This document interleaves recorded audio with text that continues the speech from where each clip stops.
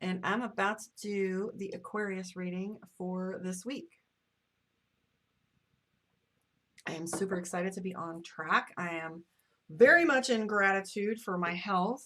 I feel like it's a time for me to recommit to what I said it was I was going to do. This energy, I feel like, I don't know about y'all, but I do feel like we jumped a timeline somewhere in there, and this weird, odd, heavy energy that we have is like this all we have to do is like recommit and just go to center and see what we see where we're at, instead of trying to figure out what's going on out there. Just come to center.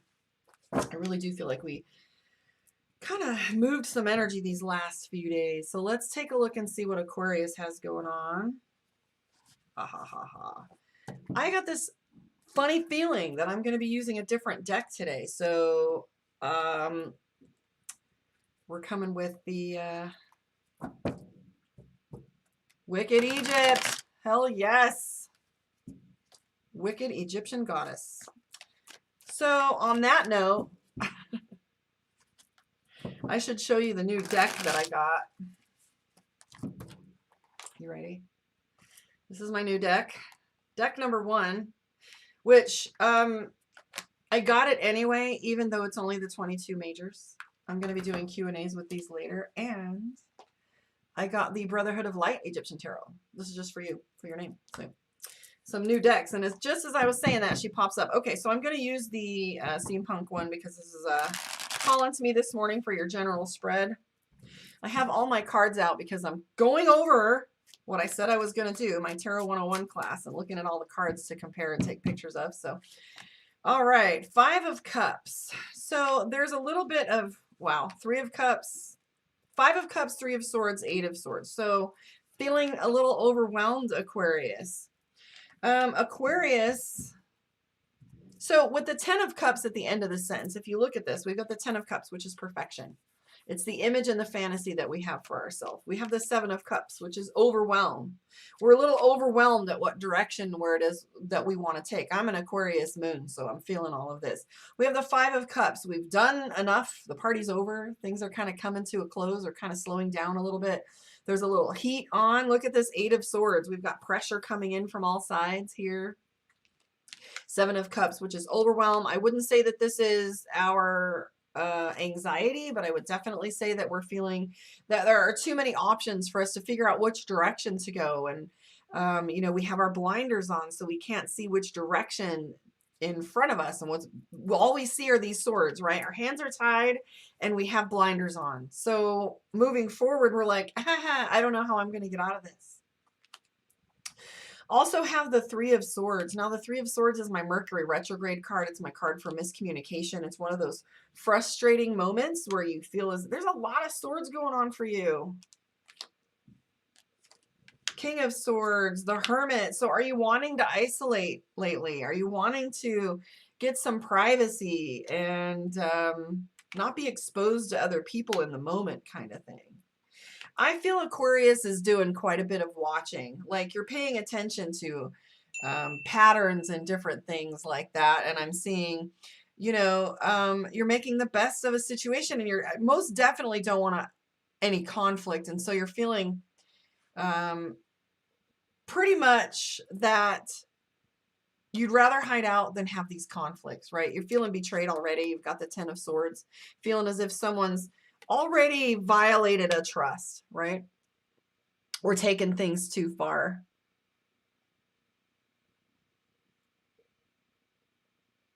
Let me turn this ringer off. My apologies. All right, so I'm sitting here looking at this 10 of Swords, and I'm trying to use some different language than victim, right? Because this is definitely, now this might not be you, but this is definitely betrayal, right? And there's a lot of this victiming energy going on right now. Woe is me. I posted a meme yesterday that said, how can I hurt your feelings when they come from you? Right? How you feel about something and how you process information. I'm talking about the people that are wilding out about how the world is against them. Right? And it's true. Things do happen to us. I am literally in the hospital with an IV in my arm. That's a thing that happens. Literally getting into an accident or having a breakup or someone getting sick. These things do happen. right? Staying in this energy though, and using it as a weapon is a lot of the energy that's going on around us. Like I've noticed people that are using their pain as a weapon. And so they're inflicting this pain on others. This is not just an individual energy. It's not just me. It's not just you. It's like, it's a global blanket, or it feels like a blanket of this victimhood, this narcissism. Look what happened to me, right?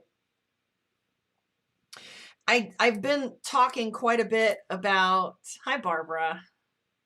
I've been talking quite a bit about boundaries lately, and the holidays bring up both family dynamics. I'm going to avoid automatically labeling things drama, right? Because what now we have is family dynamics. And whether we expose ourselves to these dynamics by being in community or being in their physical presence, we still have these triggers, these past events. Like I was telling a story about an aunt of mine where I packed all my kids up and drove to Boulder City 45 minutes to bring my kids to a Thanksgiving dinner, to show up to the cops called, everybody fist fighting, and the turkey getting dumped in a trash can. Where are you going to get groceries on a Thanksgiving on a Thursday at 2 o'clock in the afternoon? It's like, I remember having those dramatic, traumatic moments and imprinting on my kids like this was our holiday. So sometimes, even though we're far removed from these situations, it comes back. It comes back in our memory, right? And we have a different way of looking at it and experiencing it. And I know that we want to love on these people. We want to love on them and be there for him. And yet, this Ten of Swords is this energy of feeling stuck, this overwhelm. It's not one person. It's like not only you that's feeling like I'm in pain and that I need a stiff drink, right? So stop a little bit and see if the people around you have needs too. We got to just come from patience. This doesn't necessarily mean that Aquarius is going through this as an individual, but I do feel Aquarius is being exposed to quite a bit of this family dynamic, and there's a lot of immaturity that's going on around you. And don't feel ashamed if you've got the Chariot card, indicates travel and intensity, and then you've got the Hermit, which is hiding out. Like you definitely don't want to be exposed to all this stuff. And so you have the King of Wands. How am I doing this leadership? But look at the fights that could go on, right? Who's not taking responsibility? If you look at these cards, I can't see my way out. So what do we do with these dynamics? Sometimes we have to set boundaries, and what ends up happening is that pisses them off even more. However, find your center. Find your center and honor yourself. So yeah, it's a little bit of an overwhelming time for Aquarius. I am going to pull some cards for you. That's kind of what your general spread is right now. Trying to avoid conflict, and not in an avoidance way, but in a preventative way. Right? You're trying to prevent this thing. You're starting to look at all of the dynamics going on around you. And you're like, yeah, I'm cool on that. Let's see. All right, I'm going to pull some cards from Mystic Dreamer. And this is your moon reading for Aquarius. Book your one-on-one, karmaondeck.com. If you want a personal reading to look at these dynamics for yourself, please subscribe to my YouTube channel, and you can see the picture-in-picture of these videos right there.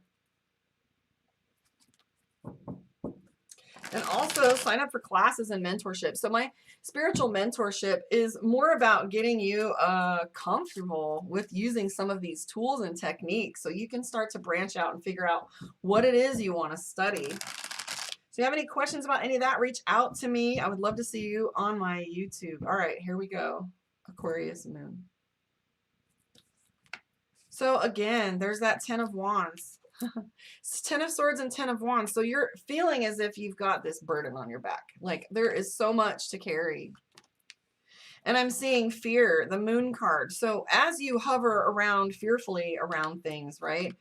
It's like, it's obsessive. We can't really get our mind off of, what things could possibly be when the problems are only in front of us. And it's no wonder. I was talking last night on my live about, Pavlov's dog, right?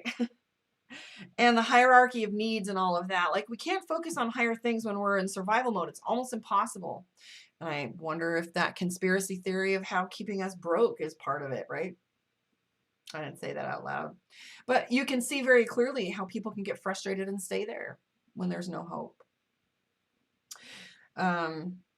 Really feeling as if there's some burden and some weight on you, and you're having a hard time connecting. You're really defensive and feeling as if you want to just bottle up for a little while, put on a security blanket, and just kind of get yourself some peace. And that goes right along. This is this card right here, the Seven of Wands, having defensive behavior, being behind your weapons, etc. I'm seeing the Page of Cups, a lot of starting over for you.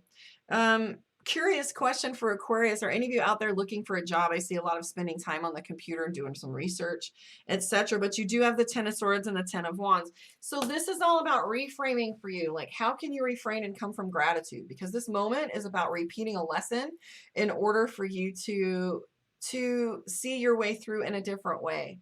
We don't repeat lessons. We have opportunities to see how we've grown. Sometimes things come up just so we can have a comparison to what we did last time, to see how far we've come. It's a benchmark.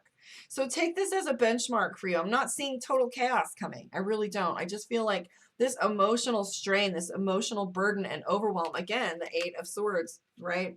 10 of Swords.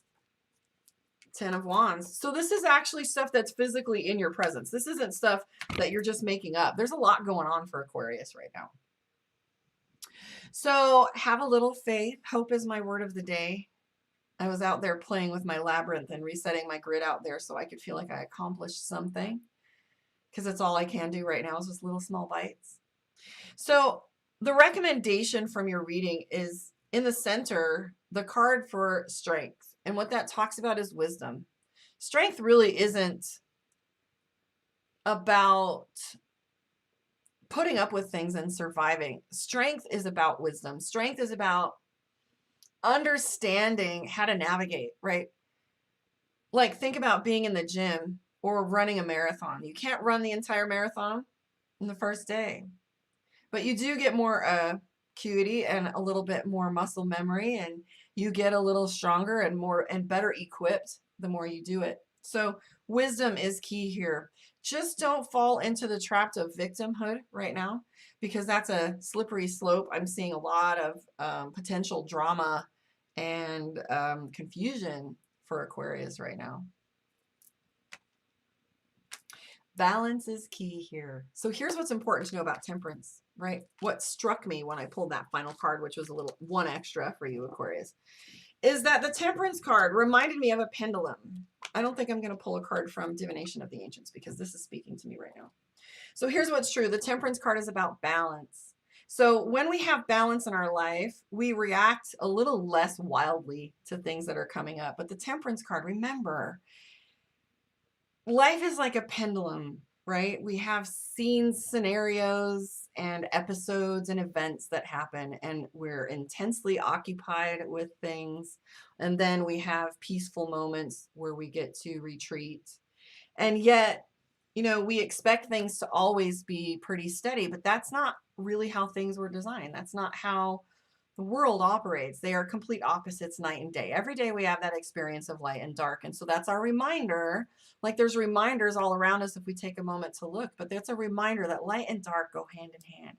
So it's not necessarily whether you have or don't have bad things. That's not a judgment that you should make, that if your life is perfect, that you're higher on a spiritual path or you're well blessed, because these are things and lessons that we've come here to experience in order to gain that experience, in order to learn the lessons of love and be able to contribute and all the little things, right? What we learn and what we do.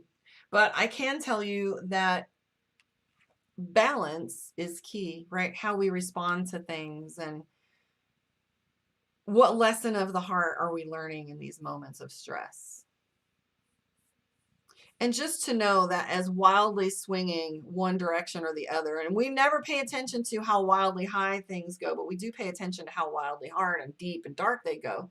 Just know that they're not going to stay there. That's what this card recommends us, reminds us, is that balance is key.